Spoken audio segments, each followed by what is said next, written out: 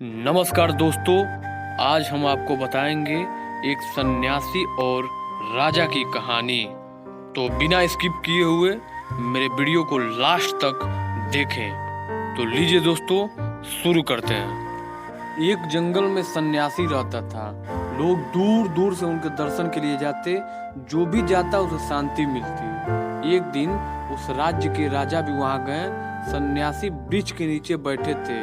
सर्दी और वर्षा से बचने का उनके पास कोई प्रबंध नहीं था। ये देख राजा बोले, हे महात्मा, यहाँ तो आपको बहुत कष्ट होता होगा। आप मेरे साथ चलिए, महल में रहिए। सन्यासी नहीं माने, लेकिन राजा ने काफी जिद की। वे जाने को राजी हो गए। महल में सन्यासी अच्छे कमरे में रुके। हर समय नौकर उपस्थित रहने लगे। अच्छा भोजन मिलने लगा। राजा रानी उसकी पूजा करते। इसी तरह 30 दिन बीत गए। एक दिन रानी नहाने गई और नहाने के बाद अपनी कीमती हीरो का हार वही भूल गई। रानी के बाद सन्यासी नहाने गया। हार दिखाई पड़ा, जिसे उन्होंने उठाकर अपने कमंडल में छुपा लिया और महल छोड़कर भाग निकला। कुछ देर बाद रानी को ख्याल आया और हार ढूंढा गया। तो महल में सबको पता चला कि वो हार सन्यासी चोरी करके भाग निकले हैं। राजा ने सिपाहियों को उनकी खोज में भेज दिया। सन्यासी शहर से भागते हुए जंगल पहुंचे और थक कर वहीं रुक गए। उन्हें भूख लगने लगी।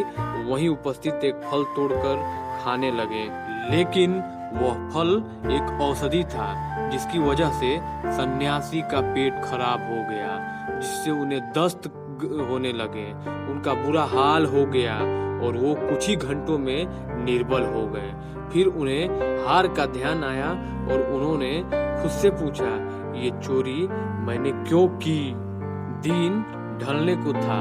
सन्यासी महल वापस आ गए और राजा से माफी मांगी कि मैंने ही चोरी की थी। राजा ने आश्चर्य से कहा, वापस ही लाना था तो ले क्यों गए थे? सन्यासी ने कहा, राजन, क्रोध ना करना। 30 दिन मैं तुम्हारा अन्न खाता रहा, जिससे मेरा मन पापी हो गया।